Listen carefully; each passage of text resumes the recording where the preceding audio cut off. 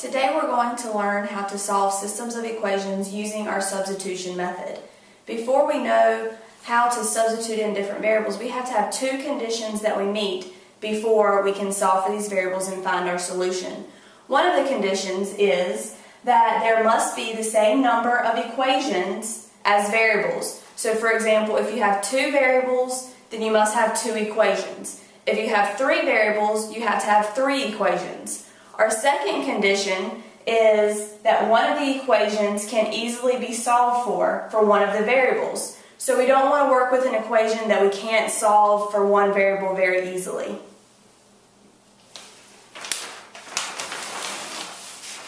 There are some steps that we can use to solve equations, and one of those steps are to choose an equation and isolate one of the variables. This will be considered our first equation. Secondly, we want to substitute the solution from step 1 into the second equation and solve for the variable in that equation.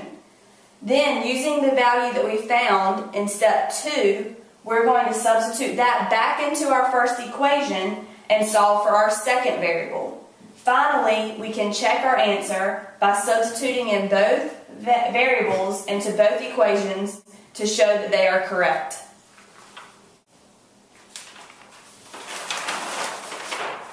For our first example, we have y equals x plus 1 and 2x plus y equals negative 2.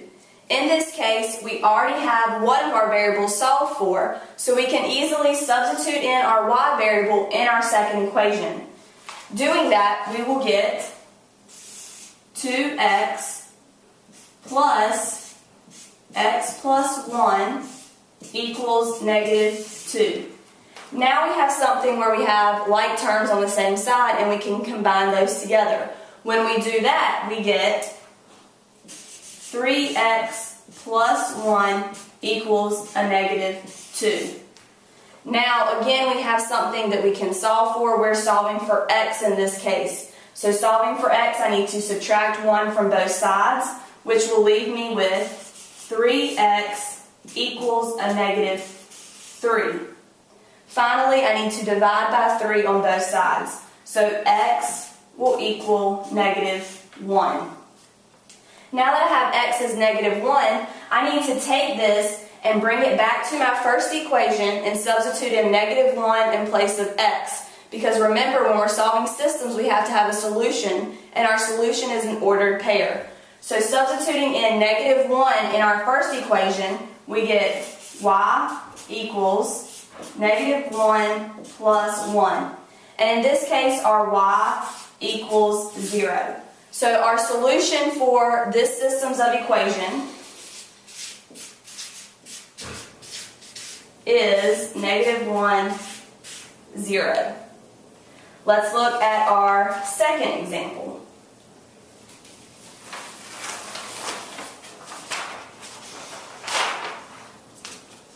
For our second example, we have two equations, y minus 3x equals 5, y plus x equals 3. So looking at these equations, I want to solve for one of my variables. In this case, I'm going to solve for my second equation for y.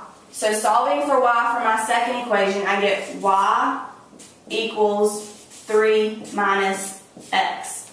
So this is my new equation. So now I have solved for y. I'm going to substitute this y in my first equation. And when I do that, I get 3 minus x minus 3x equals 5. Now again, I have like terms that I can combine. So I have negative 1x minus 3x, which is going to give me negative 4x, and I still have to bring down everything that I have. My next step is to solve for my x. So I have to subtract 3. So when I subtract 3 from both sides, I get negative 4x equals 2. Finally, my last step is to divide by negative 4. And I get x to equal 2 over negative 4, which can be reduced to negative 1/2.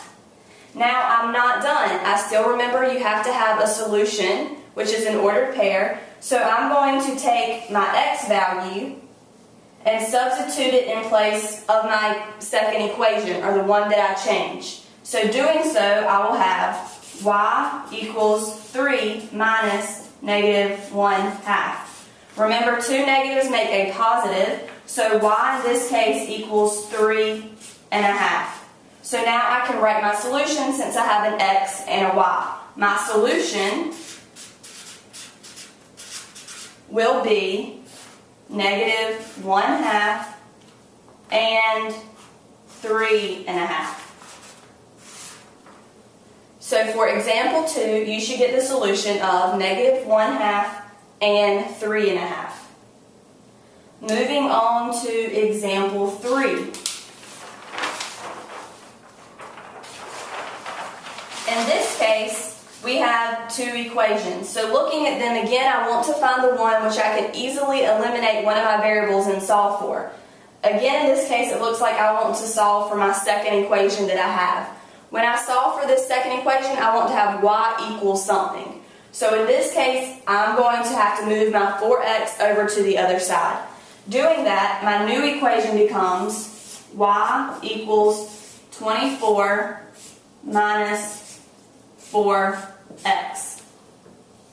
Now, this can be substituted in to my top equation.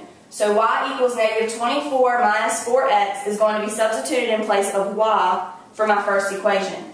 Doing that, I get 2x minus 3 times 24 minus 4x equals a negative 2. Now here I have some properties that we've learned and talked about before. I first need to look here and do my distributive property. So negative 3 times 24 gives me a negative 72, and negative 3 times negative 4 gives me positive 12, and don't forget your variable x. Now I still need to bring down everything that I have. Now, on my left side, I see that I have like terms, and I can combine those. So 2x plus 12x gives me 14x. Bring down my negative 72 equals negative 2. Now, I still want to solve for x. So in order to get that and eliminate it, I have to add my 72 on both sides. When I do that, I get 14x equals 70.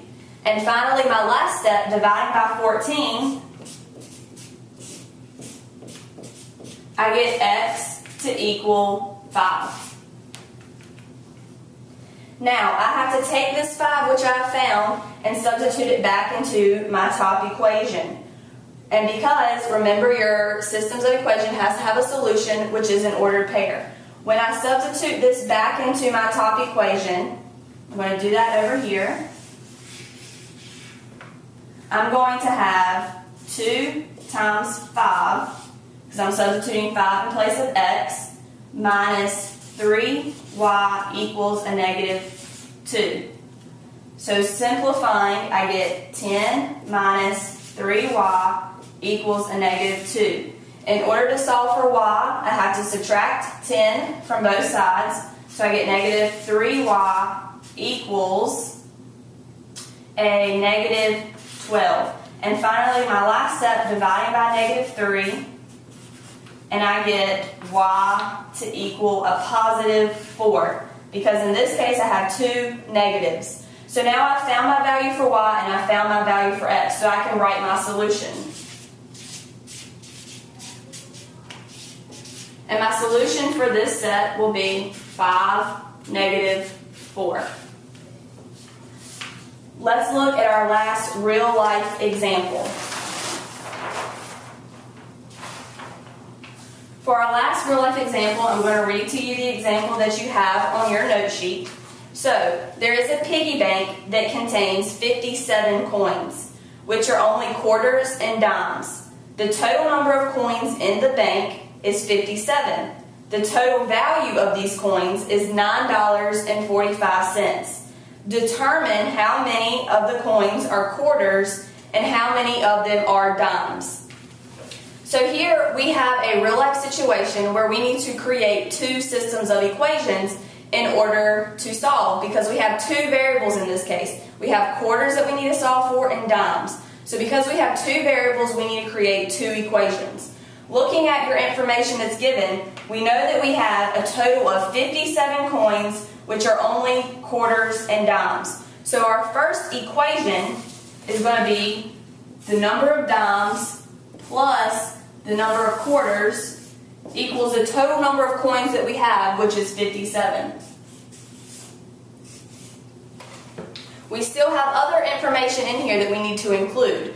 We know that we have a total of $9.45. So our second equation needs to equal $9.45.